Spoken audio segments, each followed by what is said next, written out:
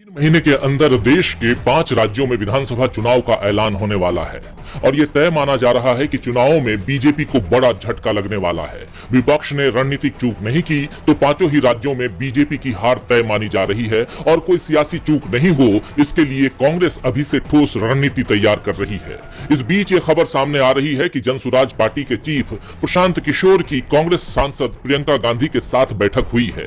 ये बैठक करीब 2 घंटे तक चली और जब प्रियंका गांधी से इसे लेकर सवाल किया गया तो उन्होंने कहा, मुलाकात की खबर आ रही है, ये कोई न्यूज़ है? आप ये नहीं पूछते कि यहाँ पे सरकार खुद सेशन को डिस्टर्ब कर रही है? प्रियंका ने पीके से जुड़े सवाल का जवाब तो नहीं दिया। इसके बाद ये माना जा रहा है कि जल्दी ही जनसुराज का कांग्रेस में विलय हो सकता है। दरअसल प्रशांत किशोर ने जनसुराज पार्टी बनाई थी और बिहार में उनकी पार्टी 238 सीटों पर चुनाव लड़ी, लेकिन 236 उम्मीदवारों की जमानत जब्त हो गई थी। ऐसे में पीके को भी इस बात का एहसास है कि बिना किसी सहारे के वो सियासी मैदान में टिक नहीं पाएंगे और जिन राज्यों में अब चुनाव होना है वहां तो उनकी पार्टी का वजूद भी नहीं है। प्रशांत किशोर भले ही सियासत में कामयाब नहीं रहे हों, लेकिन उन्हें चुनाव की रणनीति बनाने के मामले में जरूर महारत हासिल है। ऐसे में पीके और प्रियंका गांधी के बीच हुई इस मुलाकात ने बीजेपी की चिंता बढ़ा दी है। ये बात तो आप जानते ही हैं कि अप्रैल 2022 में भी प्रशांत किशोर की सोनिया गांधी के आवास पर राहुल और प्रियंका गांधी के साथ बैठक हुई थी।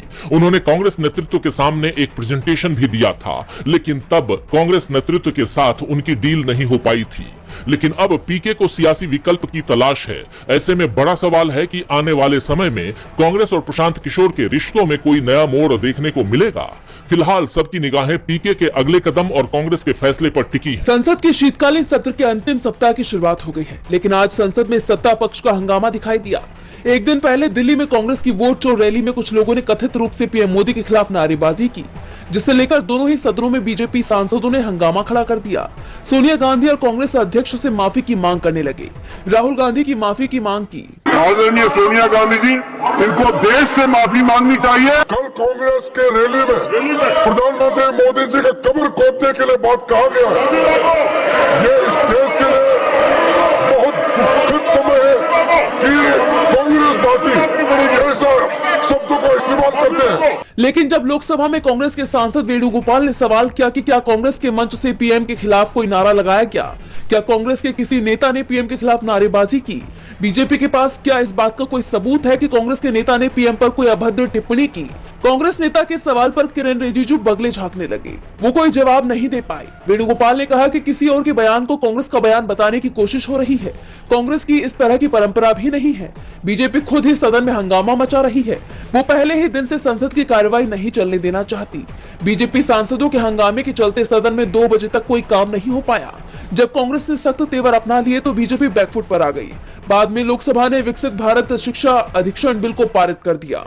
ये विधेयक पहले Higher Education Commission of India यानी HECI बिल के नाम से जाना जाता था।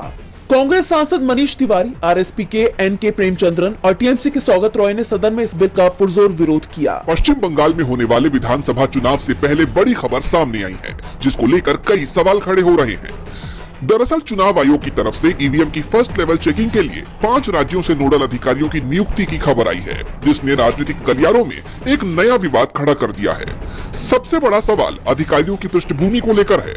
ये अधिकारी अरुणाचल प्रदेश, महाराष्ट्र, मेघालय और मिजोरम से बुलाए गए हैं और इन सभी राज्यों में एनडीए की सरकारें हैं। अब चुनाव आयोग के इस फैसले को लेकर पूछा जा रहा है कि आयोग के ये अधिकारी पारदर्शिता तय करेंगे या बीजेपी और एनडीए के इशारे पर ईवीएम पर उठने वाले सवालों को मैनेज करने की कोशिश करेंगे, जैसा कि विपक्ष आरोप लगाता रहा है। इस बात को लेकर भी शक गहरा रहा है कि जब तमाम राज्यों में चुनाव होने वाले हैं तो फिर यह प्रैक्टिस सिर्फ पश्चिम बंगाल में ही क्यों अंजाम दी जा रही है? क्या जानबूझकर इसे बाहरी कंट्रोल में लाने की कोशिश हो रही है? जैसा कि आप जानते हैं कि ईवीएम की जांच के दौरान राजनीतिक दलों के प्रतिनिधियों को वहां मौजूद रहने की इजाजत होती है, लेकिन 90,000 से ज्यादा बूथ्स के लिए तैयार हो रही मशीनों पर इन बाहरी ऑब्जर्वर्स का सीधा दखल चुनावी प्रक्रिया की बुनियाद पर ही सवाल उठाता है। भले ही चुनाव आयोग का दावा है कि ये कदम पारदर्शिता के लिए है, लेकिन राजनीतिक आलोचक इसे ईवीएम की विश्वसनीयता के बहाने चुनाव को फिक्स करने की कोशिश के तौर पर देख रहे हैं। पूछा जा रहा है कि क्या राज्य के चुनावी अधिकारियों पर केंद्रीय चुनाव आयोग को कोई भरोसा नहीं है, और अगर बाहर से ही अधिकारियों को बुलाना था तो क्या उन राज्यों से अधिकारी नहीं बुलाए जा सकते थे जहां बीजेपी विरोधी दलों की सरकारें हैं। महाराष्ट्र की राजनीति का सेमीफाइनल माने जाने वाले मुंबई महानगर पालिका यानी बीएमसी समेत 30 नगर निगमों के चुनाव की तारीखों का ऐलान कर दिया गया है। ये चुनाव काफी वक्त से लंबित थे। तारीखों का आधिकारिक ऐलान राज्य चुनाव आयोग ने कर दिया है, जिसे लेकर सियासी सरगर्मियां अब तेज हो गई हैं, क्योंकि इसके नतीजों का असर विधानसभा और लोकसभा के समीकरण पर भी पड़ने की उम्मीद है। ये चुनाव 15 जनवरी 2026 को होंगे। इस दिन सभी 30 नगर निगमों के लिए वोटिंग होगी, जबकि इसके ठीक अगले दिन 16 जनवरी को काउंटिंग होगी और सत्ता की तस्वीर साफ हो जाएगी। देश के सबसे अमीर नगर निगम बीएमसी पर कंट्रोल को लेकर राजनीतिक दलों के बीच हमेशा से ही कड़ा मुकाबला रहता है और इस बार भी इसे लेकर जोरदार टक्कर देखने को मिलेगी। बीएमसी चुनाव की तारीखों की बात करें तो 23 से 30 दिसंबर तक नामांकन दाखिल किए जाएंगे। वहीं 31 दिसंबर को नामांकन पत्रों का वेरिफिकेशन होगा।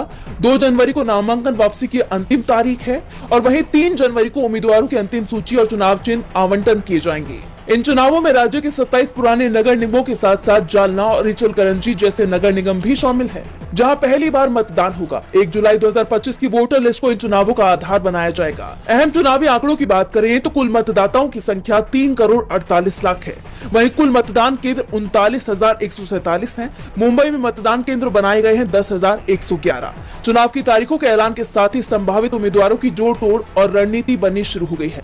राजनीतिक जानकारों का मानना है कि इन चुनावों के नतीजे आने वाले समय में राज्य की राजनीति की दिशा तय करने में निर्णायक भूमिका निभाएंगे। मनरेगा यानी महात्मा गांधी राष्ट्रीय ग्रामीण रोजगार गारंटी योजना बंद होने की कगार पर है। मोदी सरकार इसकी जगह दूसरा कानून लाने की तैयारी में है।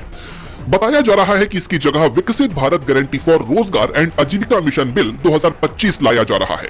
बिल की कॉपी लोकसभा सांसदों को सर्कुलेट कर दी गई है और संसद के इसी शीतकालीन सत्र में इस बिल को पेश किया जा सकता है। नए बिल का मकसद सरकार की विकसित भारत 2047 के विजन के मुताबिक ग्रामीण विकास का नया ढांचा बनाना है। इसमें काम के दिनों की संख्या 100 से बढ़ाकर 125 करने का प्रावधान है।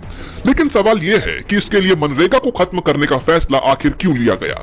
जानकारों का मानना है कि मोदी सरकार कांग्रेस की किसी भी योजना को या तो नया नाम देकर अपना बताने की कोशिश करती है या फिर उस योजना को बंद ही कर देती है। अब मनरेगा के साथ भी कुछ ऐसा ही होता दिख रहा है।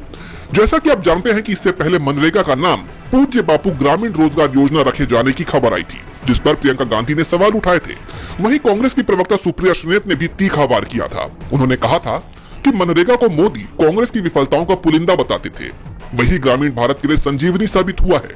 मोदी सरकार ने कांग्रेस की 32 योजनाओं के नाम बदले हैं। यह नाम बदलने की राजनीति है, जिससे जनता का नहीं सिर्फ सरकार का खर्च बढ़ता है। जानकारों का मानना है कि ऐसा करके मोदी सरकार किसी बदलाव लाने से ज्यादा कांग्रेस पर हमला करने की कोशिश में है। माना जा रहा है कि जब संसद का सत्र जारी है तो विपक्ष ये मुद्दा अब सदन के अंदर और बाहर दोनों जगह उठाएगा और सरकार को घेरने का काम करेगा। अब इस मामले में विपक्ष क्या रुख अपनाता है और सरकार उस रुख पर अपनी क्या प्रतिक्रिया देती है, ये तो देखना होगा। उत्तर प्रदेश में साल 2027 में विधानसभा के चुनाव होने हैं, लेकिन उससे पहले ही सियासत में आग के गोले बरसने शुरू हो गए हैं और बीजेपी इस आग में झुलसती हुई नजर आने लगी है। दरअसल 15 दिसंबर को छात्रों ने अपनी मांगों को लेकर यूपीपीएससी के खिलाफ जमकर प्रदर्शन किया, लेकिन उनकी मांगों को सुनने के बजाय वहां मौजूद पुलिस वालों ने उन्हें खदेड़ना शुरू कर दिया, जिस पर भड़कते हुए सपा प्रमुख अखिलेश यादव ने एक्स पर पोस्ट किया। बेरोजगारी की पीड़ा से गुजर रहे युवाओं के साथ अमानवीय तरीके से मारपीट और बाल पकड़कर अपमानित करने का जो काम उत्तर प्रदेश की भाजपा सरकार कर रही है, वो दरअसल भाजपा का सत्ता का अहंकार है, जो निर्दयी बनकर अपनी ताकत दिखा रहा है। बीजेपी ये ना भूले कि पढ़ने वाले युवा लड़ना नहीं चाहते हैं, वो तो बस साफ सुथरे तरीके से नौकरी की प्रक्रिया का शुद्धिकरण करवाने की मांग कर रही है।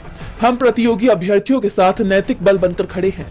हम उत्तर प्रदेश लोक सेवा आयोग की दोषपूर्ण परीक्षा प्रणाली और भ्रष्ट चयन प्रक्रिया पर लग रहे आरोपों के संदर्भ में एक एसआईआर की पुरजोर मांग करते हैं। भाजपा को इस बर्बरतापूर्ण व्यवहार के लिए युवा कभी माफ नहीं करेंगे। भाजपा के एजेंडे में नौकरी है ही नहीं, भाजपा जाए तो नौकरी आए। बता दें कि छात्रों की मांग है कि आयोग एक निश्चित और पारदर्शी वार्षिक कैलेंडर जारी करे और उसका सख्ती से पालन करे। परीक्षाओं की तारीखों में बार बार बदलाव, समय पर परिणाम जारी न होना और भर्ती प्रक्रिया को बेवजह लंबा खींचना उनके लिए परेशानी बन रहा है। अब देखना यह होगा कि अखिलेश के तंज के बाद राज्य सरकार छात्रों की मांग को लेकर कोई एक्शन लेती है या नहीं। तमिलनाडु में होने वाले विधानसभा चुनाव से पहले ही सियासी चिंगारी भड़क उठी है। राज्य के सीएम एम के स्टालिन ने इस चिंगारी की लपेट में बीजेपी को घसीट लिया है। दरअसल गृह मंत्री अमित शाह ने हाल ही में कहा था कि बिहार में जीत के बाद तमिलनाडु बीजेपी का अगला लक्ष्य है। उनके इस बयान को लेकर सीएम स्टालिन आग बबूला हो गए। उन्होंने बीजेपी को आड़े हाथों लेते हुए कहा, ये तमिलनाडु है, यहाँ अहंकार नहीं चलेगा। अगर आप स्नेह से आएंगे तो हम आपका स्वागत करेंगे, अगर आप अहंकार से आएंगे तो हम आपका विरोध करेंगे और आपको हराएंगे। सिर्फ केंद्रीय मंत्री अमित शाह ही नहीं बल्कि राष्ट्रीय स्वयंसेवक संघ के लोगों की पूरी बटालियन भी राज्यों में चुनावी तौर पर असर नहीं डाल पाएगी और बीजेपी को हराकर डीएमके जीत हासिल करेगी। सीएम स्टालिन ने बीजेपी को ये चेतावनी डीएमके की युवा इकाई के पदाधिकारियों की बैठक को संबोधित करते हुए दी। उन्होंने मोदी सरकार पर आरोप लगाते हुए कहा, 2024 में बीजेपी के केंद्र में तीसरी बार सत्ता संभालने के बाद राइट विंग संगठन तेजी से काम कर रही हैं। वो झूठ, बदनाम करने वाले और पिछड़े विचार फैला रही हैं। इस घटना से निपटने के लिए पार्टी को जोरदार कैंपेन चलाना होगा और अपने सिद्धांतों को फैलाना होगा। हमारी ड्यूटी सिर्फ तमिलनाडु और तमिल भाषा की रक्षा करना नहीं है, हमारी ड्यूटी पूरे भारत और इसके प्लूरलिज्म की रक्षा करना है। डीएमके अकेली राज्य पार्टी है जो पूरे भारत में बीजेपी के खिलाफ विचारधारा के आधार पर लड़ रही है। सीएम स्टालिन के हमले के बाद से बीजेपी घबराई हुई दिखाई दे रही है और ये साफ हो गया है कि तमिलनाडु में डीएमके बीजेपी को पैर नहीं फैलाने देगी, साथ ही किसी तरह का अहंकार नहीं सहेगी। अब देखना होगा कि स्टालिन के वार के बाद बीजेपी का क्या रुख होता है।